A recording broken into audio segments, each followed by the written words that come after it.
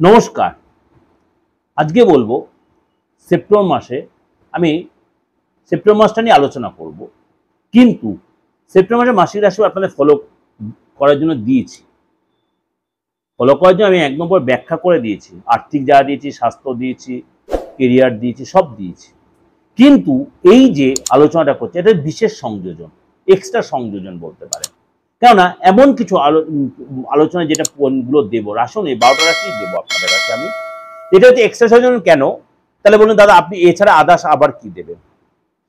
প্রোগ্রামটা শুনলে বুঝতে পারবেন আপনার কোন জায়গায় সতর্ক থাকতে হবে, কোন জায়গায় সচেতন থাকতে হবে, কোন জায়গায় আপনার ডেভেলপ হবে, কোথাও শরীরের ক্ষেত্রে বলুন, আর্থিক জায়গা বলুন। কেন আমাদের এই পুজোর সময় প্রত্যেকের জন্য বলি, এই পুজোর মাসটা আমাদের কাছে খুব ভাইটাল মাস। সেপ্টেম্বর মাসটা কেন খুব ভাইটাল মাস। আমরা প্রত্যেকে একটু বেপরোয়া হব, বিশেষ করে যারা টিন এজ, প্রত্যেক বেপরোয়া হব। কেন রাশিফলটা তো সবার জন্য, রাশিফলটা সবার জন্য। সুতরাং কোন কোন ব্যাপারে আমাদের একটু সচেতন এবং সতর্ক থাকতে হবে, কোন কোন ব্যাপারে আমরা একটু ডেভেলপ পাবো, আর্থিক জায়গাটা ডেভেলপ হবে, তার জন্য লটারি রাশিফলও রয়েছে।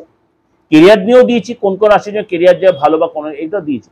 কিন্তু আজকে দিচ্ছি আপনার মাসিক রাশিফলের সাথে সাথে কোন কোন রাশির ভাগ্যের জায়গাটা একটু ডেভেলপ হবে, কোন কোন রাশির একটু সতর্ক সচেতনভাবে চললে নিজেকে অনেকটা সমঝে চলতে পারে। এটা হচ্ছে এক্সট্রা সংযোজন, মাসিক রাশিফলের সাথে এক্সট্রা সংযোজন। কিরকম?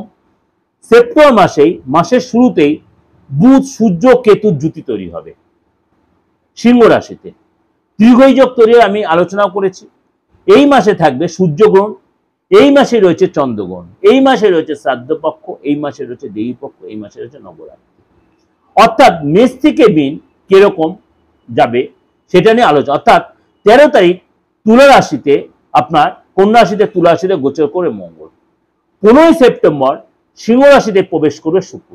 অর্থাৎ কর্ক রাশি থেকে সিংহ রাশিতে শুক্রদেব প্রবেশ করবে, শুক্রাচার্য প্রবেশ করবে। একই দিনে কন্যা রাশিতে যাবে বুধ। তার কিছু মানে ২-৪ ঘন্টা পরেই সেটা আমি আলোচনা করে দেব। বুধ কন্যা রাশিতে বসবে, অর্থাৎ সিংহ রাশিতে রয়েছে, এই মুহূর্তে কন্যা রাশিতে প্রবেশ করে ১৫ই সেপ্টেম্বর। ১৭ই সেপ্টেম্বর কন্যা রাশিতে গোচর করে সূর্যদেব।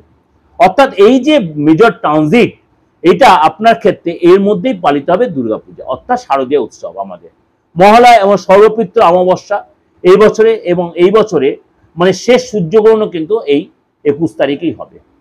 অর্থাৎ মেষ থেকে মীন রাশির মানে এই সেপ্টেম্বর মাসটায় যে এক্সট্রা কিভাবে সতর্ক সচেতন থাকতে, কোন দিকে আমরা ডেভেলপ, কোন দিকে ফাটকা ইনকাম হবে, সেই নিয়ে একটু আলোচনা চলুন করে নিই। মানে সবকিছু দেওয়ার পরে একটু আপনাদের কাছে এক্সট্রা আইটেম দিচ্ছি। সিংহ রাশির ক্ষেত্রে বলি, সিংহ রাশির ক্ষেত্রে কিন্তু আপনার কিন্তু এই সময় কিন্তু একাধিক বিশিষ্ট ব্যক্তির সাথে আপনার যোগাযোগ হবে, আপনার দায়িত্ব বাড়বে, গুরুত্ব বাড়বে, প্রচন্ড ব্যস্ততার মধ্যে আপনি কাটাবেন। কর্মক্ষেত্রে যথেষ্ট লাভান্বিত হবেন, ব্যবসায়ীদের জন্য যথেষ্ট মাসটা শুভ হবে, আর্থিক দিকে লাভ হবে। কিন্তু মানসিক একটা অস্থিরতা আপনার মধ্যে কাজ করবে, আপনার মধ্যে রাগ জেদ বাড়বে, আপনার মধ্যে ঔদ্ধত্য আসতে পারে। মাসের শুরুতে আপনার আটকে থাকা কাজ আপনি কিন্তু সাকসেস করতে পারবেন, দীর্ঘদিনে আটকে থাকা কাজ কিন্তু আপনি সাকসেস পাবেন। অর্থাৎ আপনার কিন্তু অনেকটাই প্রেফার দেয়, কিন্তু আপনার রাগ জেদ কন্ট্রোলে, ঔদ্ধত্য কন্ট্রোল রাখতে হবে, এবং লোকের সাথে কথা বলবেন, নিজের অ্যারোগেন্ট অ্যাটিটিউডটা দেখাবেন না, নিজেকে কন্ট্রোলে কথা বলবেন, এবং অনেকের সাপোর্ট আপনি পাবেন।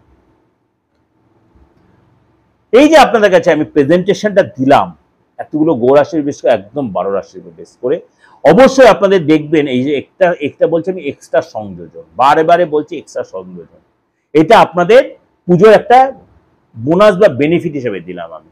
আপনারা কোনো মুহূর্তে পা ফসকে না পড়ে যান, কারণ আপনার এই পুজোর মাসটা আমরা একটু নেগলেন্সি দেখাবো, আমরা একটু মানে কি বলবো, নিজেকে কেয়ারলেসের মতো থাকবো, সেই জন্য অনেক বিপদ আপদ আমাদের আসতে পারে। সেই বিপদ আপদ যদি না আসে, আপনি যে এটা আমার মাসিক রাশিফলের সাথে এই রাশিফলটা এক্সট্রা সংযোজনটা শুনে নিতে পারেন, তাহলে আপনি সব দিকে সতর্ক থাকবেন, এবং সাথে সাথে সাপ্তাহিক এবং দৈনন্দিন শুনবেন, দেখবেন আপনি আর পা ফসকে কোথাও পড়ে যাবেন না।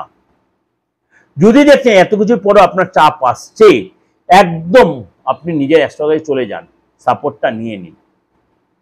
যদি সেরকম না থাকে, যদি মনে প্রার্থনা যে সুইটের মনে যোগাযোগ করতে পারেন, বুকিং ফোন করে নেবেন, বুকিং নাম্বারে ফোন করে নেবেন, দেশে বিদেশে যে কোনো প্রান্ত, 89107225 9433960106।